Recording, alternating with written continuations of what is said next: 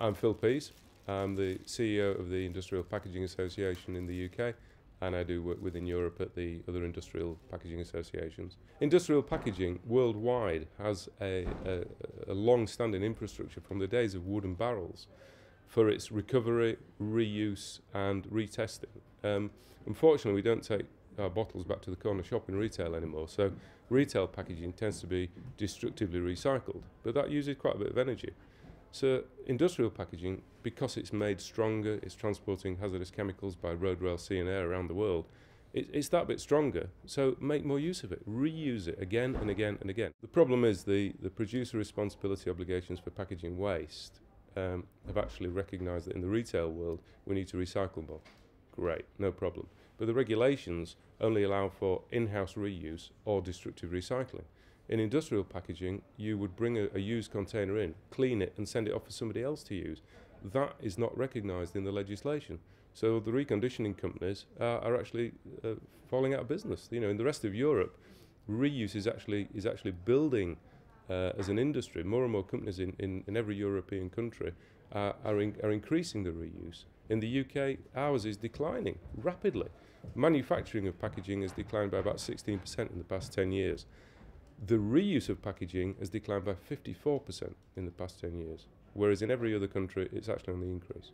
If you clean out an industrial package and then you have to send it for shredding and then send it for melting and then for rolling into another, say, sheet steel, you're actually performing high energy processes with lots of transport in between to different sites.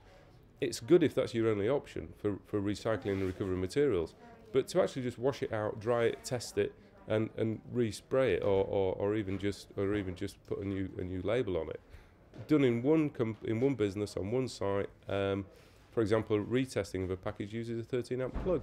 What does smelting of a steel material from a steel drum use? It's massive. It's a 10-fold energy increase to recycle as opposed to reuse.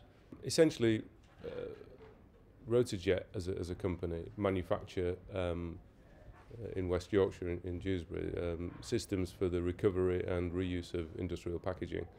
So you could either clean the container for it to be reused as a container for all sorts of industries, or you could recover the materials through cleaning of difficult residues, dyes, inks, paints, resins, and recover materials and commercially, you know, sell them on as a product. Specifically, a lot of containers containing products that are easily removed can be washed and disposed of or recovered.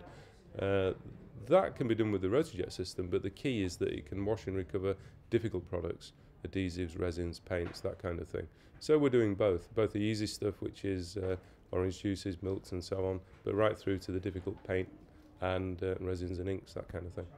Everything we manufacture and use uses some kind of natural resource. So forget environmentally friendly, go for environmentally efficient. Accept that you're going to take this earth's resource and make a product out of it. Don't then throw that product away, use it again and again, and eventually at the end of its life recycle it and recover the materials and make the materials into something else. And then eventually, if you have to trickle in some of the earth's resources, fine, but be as efficient as possible during its life cycle. But in the real world, you know, not some theory, but actually do it, you know, in a factory, in the street, in the house. It's quite easy.